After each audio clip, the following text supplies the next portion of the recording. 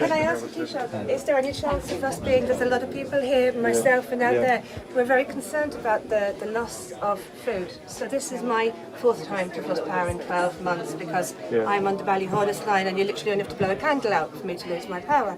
So this is now the third time in 12 months I've lost the entire contents of my fridge and my freezer, which you know how much food costs. Yeah, there are We're talking about 1,000, there's no facilities around here. No, there's a scheme there to replenish that. Okay, and how are we going to, we're told that, but how do we access it? To the Community Welfare Officer, And we can get the details for you. I can get that for you, And in terms of the fact that people have very little access to the internet, and people are very, like, I'm here today to charge my phone, and where is the local hub? Because I'm not aware of, no one's informed us of that. And for the Community Welfare Officer, I'll talk to Kayla, my PA, and she will get you the numbers there to ring. And there is a humanitarian there is numbers there that have been advertised for food and immediate help. And did Julie ask you about why didn't you do something? Why didn't you have something in place before? You knew this was coming. No, we did have everything. No, you didn't. I have no power coming until the 5th of February. The only person that prepared for this in my home and in my village is the people who live there.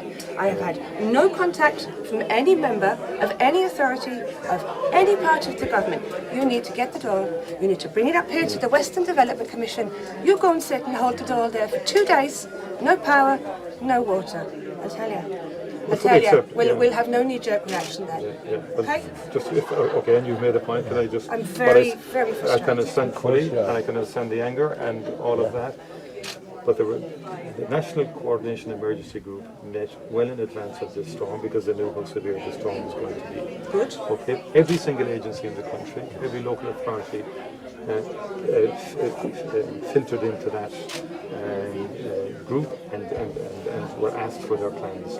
All of them, by the way, have standing plans. Like the local authority had you made your point. Just to make this point. Every local authority. I don't know how the plans didn't work. Every local authority.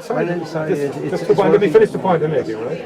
Okay, so the ESB, everybody submitted their resilience plans to be made before the storm. Okay, the first priority in the storm, but this severity, and it was the worst storm we've had in over 50 or 60 years, is to save lives and to prevent loss of life. That's the overriding initial phase of a response and management of any storm of this severity.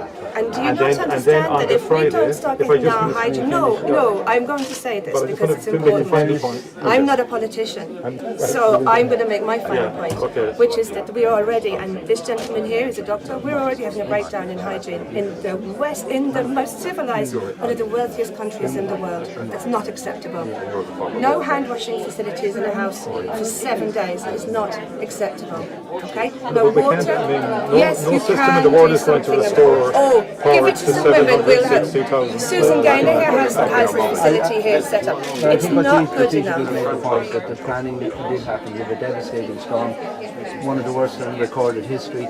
You couldn't get assessments done until the Saturday because it was still dangerous on Friday. We had a secondary storm on Sunday. It was difficult. So I heard everything that Dishan said. I don't need it repeated to me. What you need to do is listen to us.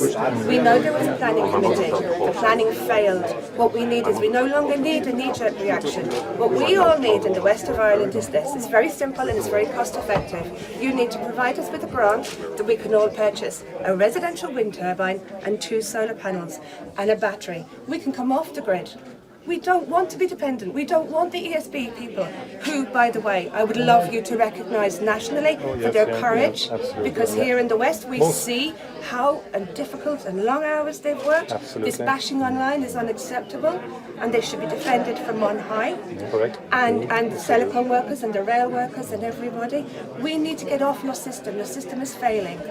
I think most people would understand the grid, actually. I think most people out there would want to stay on the grid. Guys, those of you who have no electricity, Friday is the grid working.